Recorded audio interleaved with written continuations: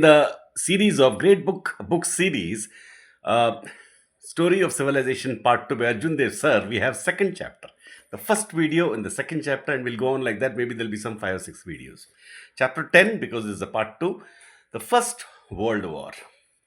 In 1914, a war began in Europe, which soon engulfed almost the entire world. The damage caused by this war had no precedent.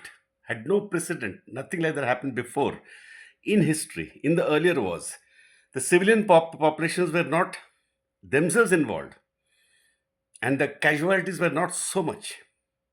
But in 1914 was a total war in which all the resources of the warring states, those who were making the war, were mobilized. It affected the economy of the entire world. The casualties suffered by the civilian population from bombing of the civilian areas and the famines and epidemics caused by the war far exceeded those suffered by the armies. In its impact, also, the war had no precedent. Impact also, no precedent. It marked a turning point in world history. The battles of the war were fought in Europe, Asia, Africa, and the Pacific. Because of the unprecedented extent of its spread and its total nature, it is known as the First World War. How well is written. The next subheading, Imperialist Rivalries. The underlying causes of the war were the rivalries and conflicts among the imperialist countries. You have seen before in chapter 9 that the imperialist conquest of Asia and Africa was accompanied with conflicts between the imperialist countries.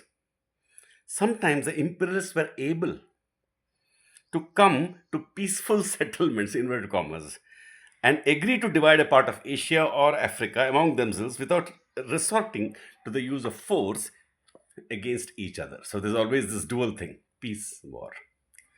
At other times, the rivalries created situations of war. Wars were generally avoided at that time because the possibilities of further conquest were still there, right? Still there. If an important country was excluded from a certain area, it could find some other area to conquer. Sometimes war did break out between imperialist countries, as happened, for instance, between Japan and Russia. By the end of the 19th century, however, he's making a point here, the situation had changed. Most of Asia and Africa had already been divided up, and further conquest could take place only by dispossessing some imperialist country of its colonies. So, in the period beginning from the last decade of the 19th century, which is 1890, imperialist rivalries resulted in attempts to redivide the world, creating conditions of war. You have read before that Germany entered the scramble for colonies. Scramble is fighting for colonies late.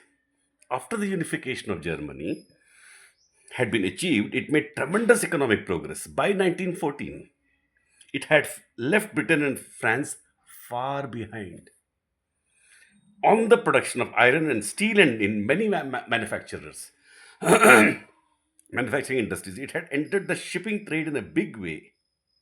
One of its ships, one of its ships, the Imperator, built in 1912, was the largest in the world. Both Britain and France were alarmed at the expansion of German manufacturers, as they considered it a serious threat to their position. You have seen that Germany could not grab many colonies. Having arrived late on the scene, most of Asia and Africa had already been occupied by the older imperialist powers. The German imperialists therefore dreamed of expanding in the east. Their ambition was to control the economy of the declining Ottoman Empire. For this purpose, they had planned the construction of a railway from Berlin to Baghdad. This plan created a fear in Britain, France, and Russia, as the completion of the Berlin Baghdad railway would endanger their imperialist ambitions in the Ottoman Empire. Right? The Germans had imperialist ambitions elsewhere also, including in Africa. So there comes the German angle. Like Germany, all the major powers in Europe and Japan also had their imperialist ambitions. Like Germany, all the major powers in Europe and Japan also had their imperialist ambitions. Italy, which after her unification had become almost an equal of France in power, coveted Tripoli in North Africa, which was under the Ottoman Empire. She had already occupied Eritrea and Somaliland.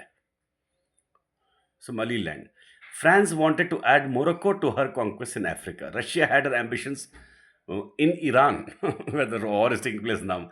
The territories of the Ottoman Empire, including Constantinople, the Far East, and elsewhere. The Russian plans clashed with the interests and ambitions of Britain, Germany, and Austria. Japan, which had also become an imperialist power, had ambitions in the Far East and was on way to fulfilling them. She had defeated Russia in 1905 to 1904 to 5 after having signed an agreement with Britain and was able to extend her influence in the Far East. Britain was involved in a conflict with all other imperialist countries because she had already acquired a vast empire which was to be defended. The rise of any other country was considered a danger to the British Empire. She also had her vast international trade to defend, against the competition from other countries and to maintain her control over what she considered the lifeline of her empire.